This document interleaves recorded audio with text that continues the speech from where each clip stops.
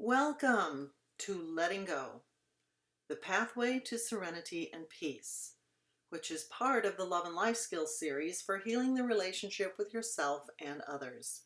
Compiled and presented by Helen Bair, and that's me. This video is going to reveal some great ways to deal with the stressors that you get hit with every day. Years ago, I owned a flower shop before the days of glue guns.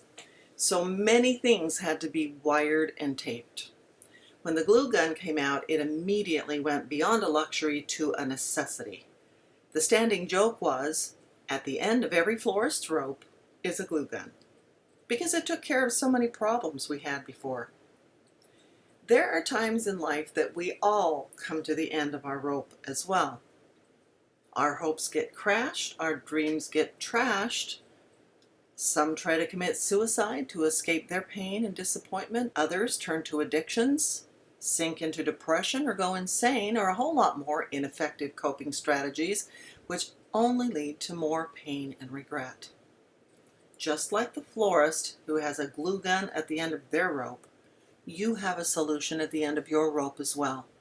And that is learning the fine art of letting go, which in many cases may be the only way to find serenity, even in hard times.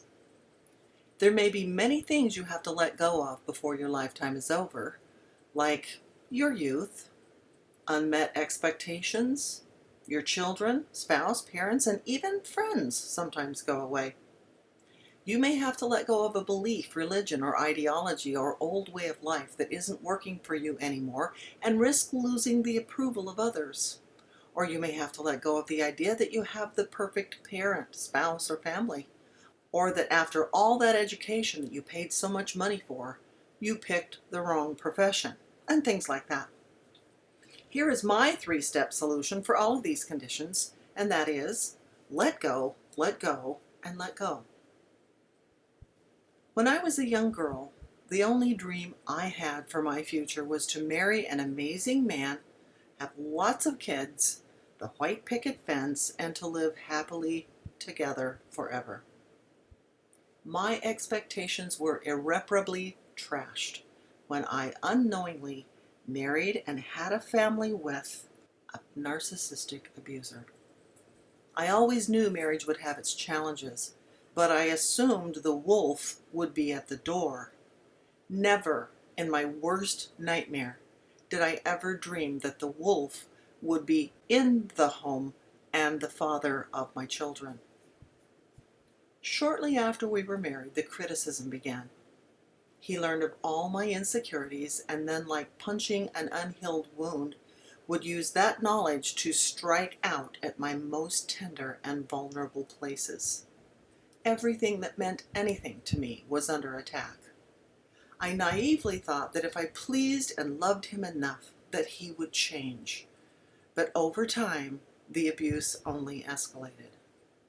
One of his most brutal tactics was to run a smear campaign against me to everyone I loved and cared about. He blamed all of his evil treatment towards me and others on to me, as if I were brutalizing him. He was so charismatic and convincing to the outside world that many friends and family believed him. When I reacted to his abuse, he used my reaction as proof that I was unstable, irrational, and unreasonable, and that ultimately I was the one brutalizing him. Unless you have experienced firsthand the abuse that a narcissist can inflict on their victim, it's hard to imagine how brutal it can be. Emotionally beaten to my core, I left the marriage with 3 young sons. But leaving didn't stop the abuse, because he began directing his smear campaign about me to them. They would come home from visiting their dad saying things like, "Mom, why were you so mean to Dad? Why did you break up our family?" One of the kids even said one time, "When we go to Dad's house, all he ever does is say bad things about you." At that time, I didn't worry too much about it because I assumed the kids would see the glaring difference between the way we each lived our lives. But my assumptions were wrong. Research has shown that children typically remain loyal to a parent even if the parent has done some pretty bad things.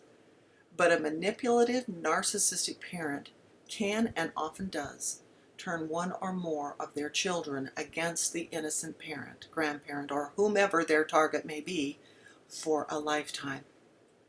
I've always thought losing a child to death would be the hardest trial I would ever have to face.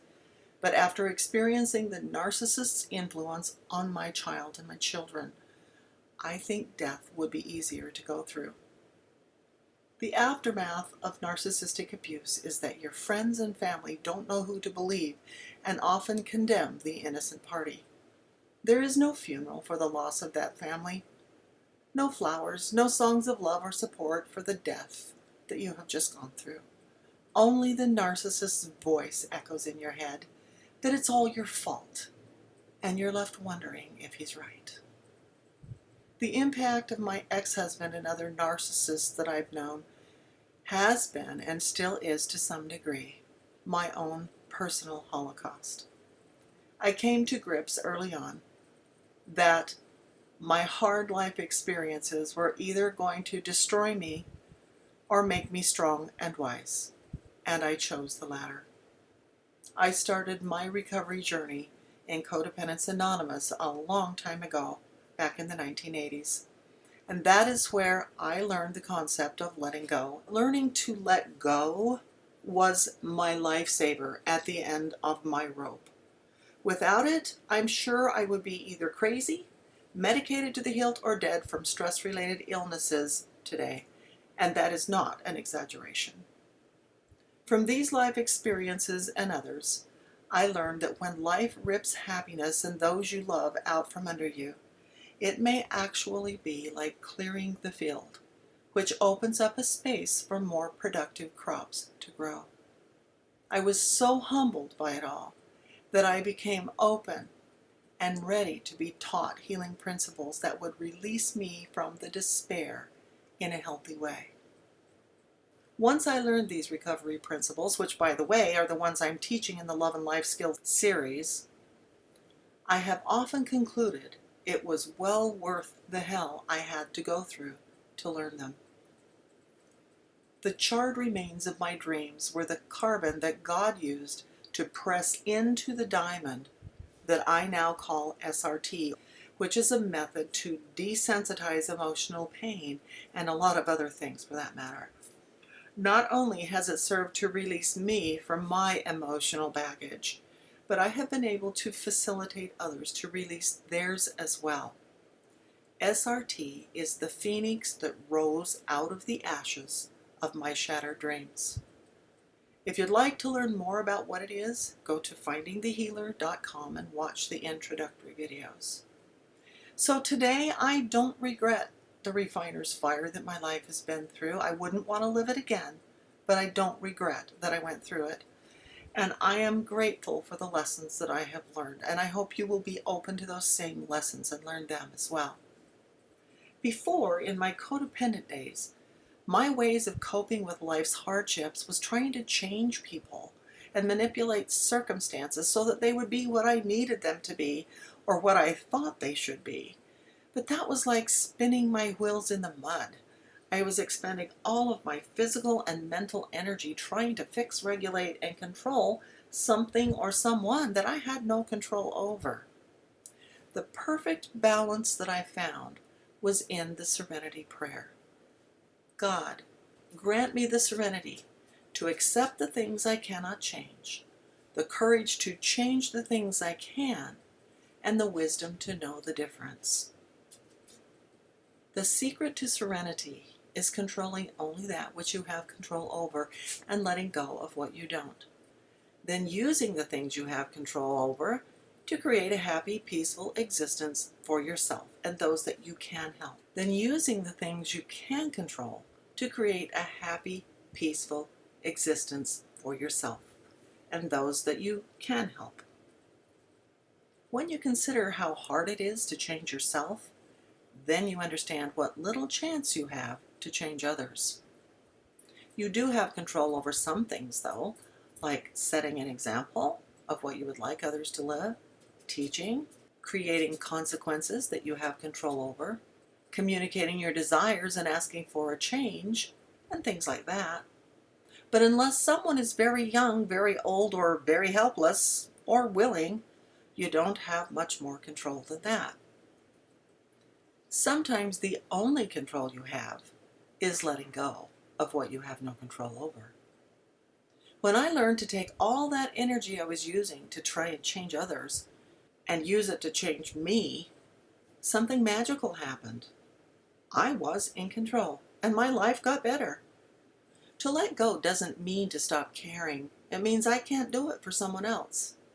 To let go is not to adjust everything to my desires, but to take each day as it comes and cherish myself in it. To let go is not to try and change or blame another, it's to make the most of myself. To let go is not to criticize and regulate anybody, but to try and become what I dream I can be. To let go is not to regret the past, but to grow and live for the future. To let go is to fear less and love more, is not to deny, but to accept. Acceptance is the answer to all of my problems today. When I am disturbed, it is because I find some person, place, thing, or situation, some fact of my life, unacceptable to me, and I can find no serenity until I accept that person, place, thing, or situation as being exactly the way it's supposed to be at this moment. Nothing, absolutely nothing happens in God's world by mistake. Unless I accept life completely on life's terms, I cannot be happy. I need to concentrate not so much on what needs to be changed in the world as on what needs to be changed in me and my attitudes. When plan A doesn't work out, go to plan B. If B doesn't work, go to plan C or D. You have the power to create a life that does make you happy, even if your early dreams didn't work out. I lost the dream of my family as I wanted it to be, but I do have a wonderful husband and a beautiful family today. It's just not plan A. And I have learned so much wisdom in my search for answers that I wouldn't trade it for anything. And I plan on passing these wonderful principles on to my loved ones and anyone else who wants to hear them that come after me. So hopefully it will bless many, many other lives as well. I hope by now that I've gotten my point across, that the only one you can fix and change is you. In assertive confrontation, you were shown some ideas of how to resolve conflicts without being abusive. However, no matter how many great tools you have, if the person or persons you are dealing with choose to stay in their toxic patterns, there is not much you can do about it, and you need to just accept that. But you can only change yourself. Melody Beattie states in her book, The Language of Letting Go, we relinquish our tight hold and our need to control in our relationships. We take responsibility for ourselves. We allow others to do the same. We detach with the understanding that life is unfolding exactly as it needs to, for others and ourselves. The way life unfolds is good, even if it hurts. And ultimately, we can benefit from the most difficult situations. We do this with the understanding that a power greater than ourselves is in charge, and all is well. Release with love is another way of letting go. Those words convey warmth, caring without possessing, concern without domination, involvement without suffocation. Releasing with love allows others to face the painful consequences of their actions in the knowledge that this pain is necessary for their recovery. Detaching is letting God take care of the universe, not you. Letting people have their own lives, realizing you can't be a savior to anyone. Accepting that even with our best efforts, life doesn't always turn out the way we want it to. Detachment is self-preservation. One of the happiest moments ever is when you find the courage to let go of what you can't change. The more you hold on, the more your sense of worth goes down. because you make your self-worth dependent on something outside of you, using it to meet some need. Letting go restores your power back to you. In the end, only 3 things matter: how much you loved, how gently you lived, and how gracefully you let go of things not meant for you. If you're brave enough to say goodbye, life will reward you with a new hello. Oh, and by the way, the short version of the Serenity Prayer is, oh well, I didn't get the job. Oh well. My life didn't turn out the way I wanted. Oh well. Somebody doesn't like me. Oh well. That's a very quick way of reminding yourself to just let it go and move on.